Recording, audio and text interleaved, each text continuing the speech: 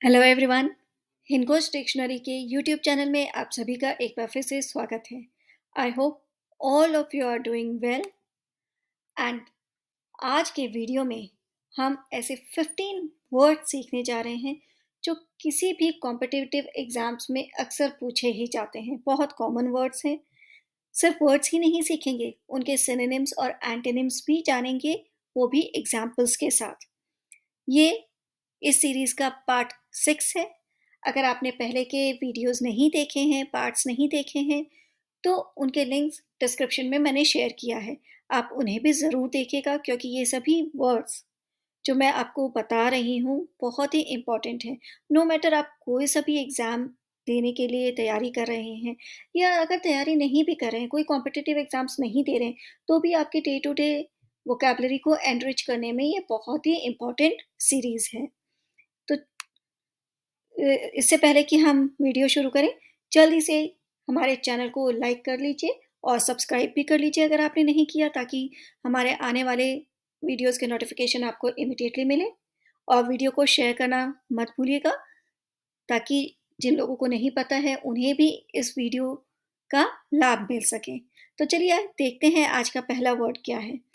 आज का पहला वर्ड है एडमेंट। एडमेंट का यूज़ हम एज एन एडजेक्टिव करते हैं। बहुत कॉमन वर्ड है। नॉर्मली हम छोटे बच्चों के लिए यूज़ करते हैं, जो बहुत हट्टी होते हैं ना, बात नहीं सुनते, उनके लिए हम बोलते हैं एडमेंट। इम्पॉसिबल टू परसुएट और willing to change an opinion और डिसीजन। हटी। इसके सिनोनिम्स हो सकते हैं uncompromising, unyielding, stubborn. Adamant, stubborn बहुत कॉमन सिनोनिम्स हैं। और एंटोनिम्स हो सकते हैं यील्डिंग, एग्रीएबल या इजी गोइंग। एग्जाम्पल देखिए, she was adamant about becoming a dancer. वह डांसर बनने की जिद पर अड़ी थी, हटी थी। वो डांसर बनना ही चाहती थी। तो हटी या अड़े रहना, ये भी एडमेंट का मीनिंग हुआ। नेक्स्ट वर्ड है एप्रोप्रिएशन। एप्रोप्रिएशन वर्ड का यूज हम एज अ नाउन करते हैं। मीनिंग होता है अप्रूवल और agreement, often given by an official group. अनुमोदनीय समर्थन, पर याद रखिएगा ये समर्थन किसी ऑफिशियल ग्रुप के द्वारा दिया गया हो। सिनोनिम्स हो सकते हैं सैंक्शन, परमिशन या फेवर। और एंटोनिम्स हो सकते हैं डिसअप्रूवल, डिसएग्रीमेंट या डिसफेवर। सेंटेंस में इसका यूज देखिए, the council has finally indicated it's appropriation of the plans. परिषद ने आखिरकार योजनाओं को समर्थन देने का संकेत दे दिया है। सो एप्रोप्रिएशन, समर्थन। नेक्स्ट है सोलिसिटस। सोलिसिटस का यूज हम एज एन एडजेक्टिव करते हैं। याद रखिएगा O U S suffix adjective suffix होता है। मीनिंग होता है showing care and helpful attention to someone, चिंताशील या ध्यान रखने वाला। सिनोनिम्स हो सकते हैं अटेंटिव, केयरिंग या कंसर्न।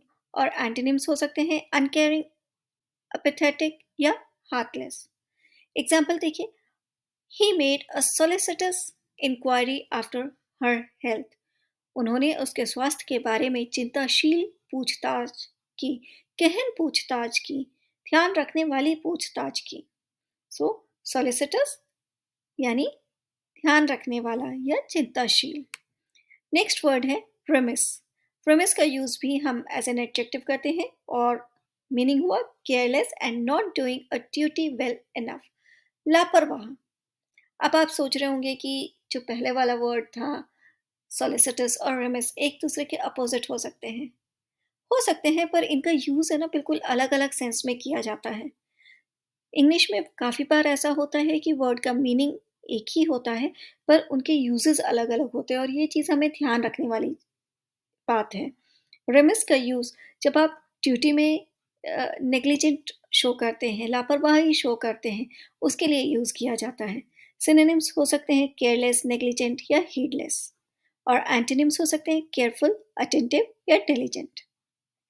एग्जाम्पल देखिए, you have been remiss in your duties. आप अपने कर्तव्यों में लापरवाह हो रहे हैं, लापरवाही बरत रहे हैं। मूव करते हैं नेक्स्ट वर्ड की तरफ, जो है अ ट्रॉफी। ट्रॉफी का मीनिंग तो सभी को ही पता है, पर यह है अ ट्रॉफी। एट्रोफी का यूज एज अ वर्ब किया जाता है। मीनिंग होता है किसी बॉडी पार्ट के लिए यूज किया जाता है, to be reduced in size and thereafter strength और more generally to become weaker. क्षीण होना, कमजोर होना। जब आप बीमार होते हैं या कभी कभी क्या होता है कि आपने देखा होगा कि कुछ लोगों के पैरों में प्लास्टर चढ़ता है, राइट? पैर की हड्डी टूट जाती है तो प्लास्टर चढ़ता है। 1 महीने, 6 महीना, 2 महीना, 3 महीना बिस्तर पे रहते हैं प्लास्टर चढ़ा के। पर जब वो प्लास्टर खुलता है ना, तो वो अपने पैर को बहुत कमज़ोर महसूस करते हैं, वीक महसूस करते हैं, चल नहीं पाते हैं।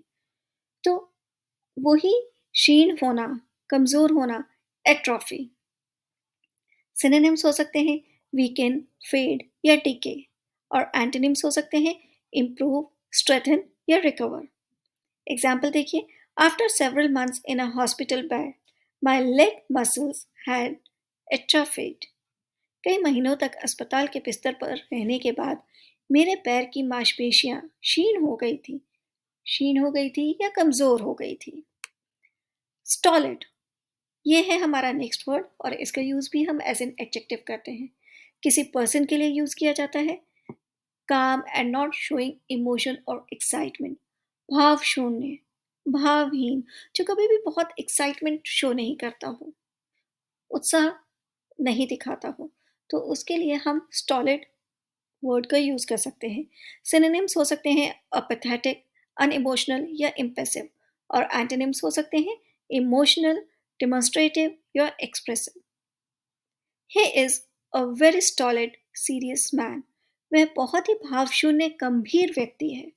क्या आपके आसपास है कोई स्टॉलिड व्यक्ति, कोई ऐसा व्यक्ति जिसके लिए आप स्टॉलिड वर्ड का यूज कर सके? अगर है तो मुझे कमेंट सेक्शन में बताइएगा। मूव करते हैं नेक्स्ट वर्ड की तरफ, जो है स्टेट। स्टेट, ये भी एक एडजेक्टिव है, और मीनिंग हुआ serious, boring and slightly old fashion, गंभीर, शांत या उबाऊ।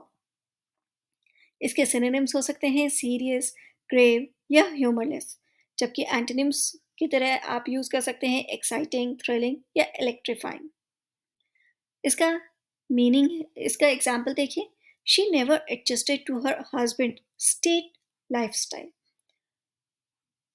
उसने कभी भी अपने पति की शांत जीवन शैली के साथ तालमेल नहीं बिठाया, या उबाऊ, ओल्ड फैशन शैली के साथ तालमेल नहीं बैठाया। सो स्टेट, गंभीर या शांत या उबाऊ।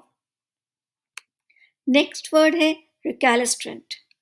रिकैलिस्ट्रेंट का यूज किसी पर्सन के लिए भी कर सकते हैं और एनिमल के लिए भी कर सकते हैं। पर्सन के लिए किस तरह से होगा, अनविलिंग टू ओबे ऑर्डर्स और to do what should be done, और एनिमल के लिए रिफ्यूजिंग टू बी कंट्रोल, उद्दंड, आज्ञा ना मानने वाला, हठी, एडमेंट। पढ़ा था ना हमने वीडियो के स्टार्टिंग में। तो रिकैलिस्ट्रेंट भी उसी की तरह ही है, आज्ञा ना मानने वाला, हठी, उद्दंड। सिनोनिम्स हो सकते हैं अनरूली, डिसओबीडियंट या इंट्रैक्टेबल, और एंटोनिम्स हो सकते हैं ओबीडियंट, सबमिसिव या ट्रैक्टेबल। एग्जाम्पल देखिए, the university suspended the most recalcitrant demonstrators. विश्वविद्यालय ने सबसे उद्दंड प्रदर्शनकारियों को निलंबित कर दिया। मूव करते हैं नेक्स्ट वर्ड है क्विक्सोटिक। स्पेलिंग पर ध्यान दीजिए और उसके प्रोनाउंसिएशन पे भी। क्विक्सोटिक, इसका यूज हम एज एन एडजेक्टिव करते हैं। मीनिंग होता है अनरियलिस्टिक एंड इम्प्रैक्टिकल, अव्यवहारिक या अवास्तविक। इसके सिनोनिम्स हो सकते हैं विजनरी, इम्प्रैक्टिकल, यूटोपियन या अनरियलिस्टिक, और एंटोनिम्स हो सकते हैं प्रैक्टिकल, प्रैग्मेटिक या रियलिस्टिक। एग्जाम्पल देखिए इसका, this is a vast, exciting and perhaps quixotic project. यह एक विशाल, रोमांचक और शायद अव्यवहारिक परियोजना है। ऐसी कोई भी चीज जो अनरियलिस्टिक हो, उसके लिए आप क्विक्सैटिक वर्ड का यूज कर सकते हैं। नया वर्ड है, इसे यूज जरूर कीजिएगा। सेंटेंस बनाकर मुझे कमेंट सेक्शन में बताइए कि किस तरह से आप यूज करेंगे या किस चीज के लिए यूज करेंगे। मूव करते हैं नेक्स्ट वर्ड की तरफ, जो है प्रोटीन। प्रोटीन नहीं, प्रोटीन, और यूज किया जाता है as an adjective. Versatile, able to be to do many different things, बहुमुखी। सिनोनिम्स हो सकते हैं वर्सेटाइल, अडेप्टेबल या मल्टीफेसेटेड, और एंटोनिम्स हो सकते हैं अनअडेप्टेबल या वन डायमेंशनल। एग्जाम्पल इसका देखिए, Kapil Sharma is a remarkable protean comedian. Kapil Sharma एक बेहतरीन बहुमुखी कॉमेडियन है। सो प्रोटेनियन एडजेक्टिव है और इसका मीनिंग होता है बहुमुखी। टोम, ये है नेक्स्ट वर्ड और इसका यूज हम एज अ नाउन करते हैं। अ लार्ज हैवी बुक, वृहत ग्रंथ या इन जनरल किताब।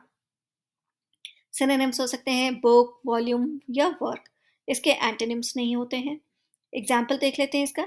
शी हैज रिटन सेवरल मीटी टोम्स ऑन द सब्जेक्ट। उसने इस विषय पर कई महत्वपूर्ण किताब लिखी है।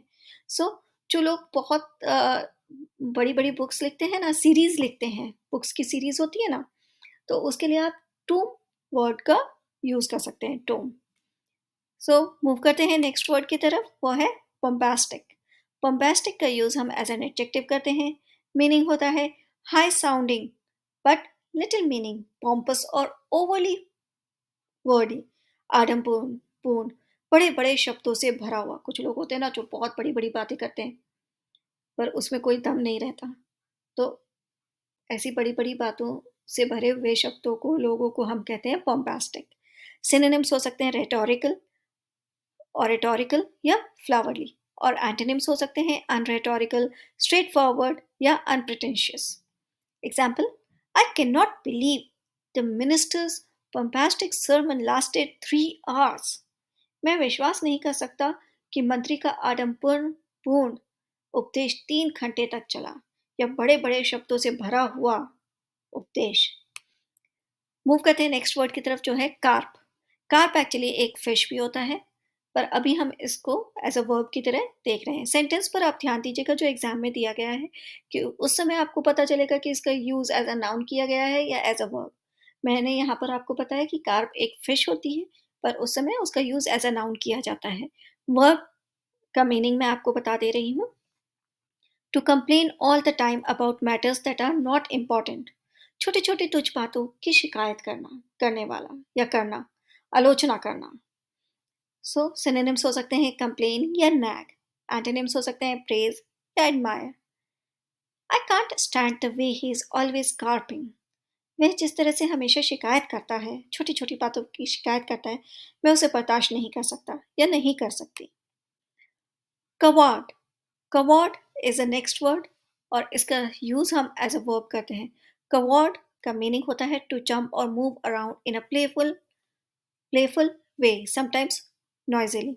उछल कूद करना, शोरगुल करके उछल कूद करना, जंप करना। सिनोनिम्स हो सकते हैं जंप, प्ले, फ्रॉलिक।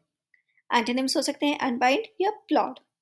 एग्जाम्पल देखिए, they were spotted cavorting beside the swimming pool.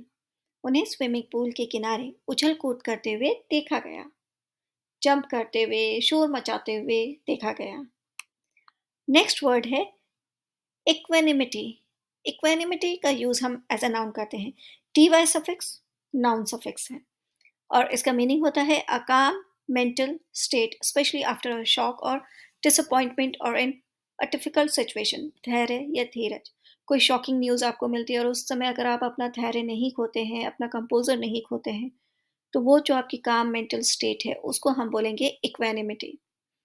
Synonyms हो सकते हैं कामनेस, कूलनेस या एप्लॉम, और एंटोनिम्स हो सकते हैं एजिटेशन, एंजाइटी या डिस्कम्पोजर। एग्जाम्पल देखिए, he received the news of his mother's death with remarkable equanimity. उसने अपनी माँ की मृत्यु की खबर बहुत ही या अद्भुत तरीके से धैर्य के साथ ग्रहण की, प्राप्त की। नेक्स्ट वर्ड है जो कि आज का लास्ट वर्ड है, वो है इवेंट्स। इवेंट्स का यूज हम एज अ वर्ब करते हैं और मीनिंग होता है टू मेक समथिंग ऑब्वियस और शो समथिंग क्लियरली। दिखाना, व्यक्त करना, प्रकट करना, प्रदर्शित करना, कुछ भी बोल सकते हैं, पर किसी को दिखा देना, to show something clearly. Synonyms हो सकते हैं डेमोन्स्ट्रेट, डिस्प्ले या रिवील, और एंटोनिम्स हो सकते हैं कंसील, कवर या हाइड। एग्जाम्पल में देखिए इसका, they have never evinced any readiness to negotiate. उन्होंने कभी भी बातचीत के लिए इच्छा नहीं दिखाई। कभी भी उन्होंने नहीं व्यक्त किया कि उन्हें बातचीत करनी है। तो इस तरह से आप यूज़ करेंगे एविंस का, जिसका मीनिंग होता है दिखाना या व्यक्त करना। ये थे आज के 15 वर्ड्स जो कि हमने सीखे। आई होप इन सभी वर्ड्स को आपने ध्यान से समझ लिया होगा। कुछ वर्ड्स के सेंटेंसेस आप मुझे कमेंट सेक्शन में बताइए। और ध्यान रखिएगा कि ज़रूरी नहीं है कि कॉम्पिटिटिव एग्ज़ाम्स की तैयारी कर रहे हैं तभी ये वीडियोज़ आपके लिए यूज़फुल रहेंगे। ये सभी वर्ड्स आप अपने डे टू डे लाइफ़ में भी यूज़ कर सकते हैं। किसी पर्सन को के बारे में बोलने के लिए या किसी भी चीज़ को व्यक्त करने के लिए आप इन सभी वर्ड्स का यूज़ कर सकते हैं। तो आप इन सभी वर्ड्स का डे टू डे लाइफ में यूज़ कीजिए and don't forget to comment, like, share and subscribe our channel. मैं नेक्स्ट वीडियो में 15 वर्ड्स के साथ और आऊँगी। टिल देन आप इन सभी वर्ड्स की प्रैक्टिस कीजिए। Have a nice day. Bye bye.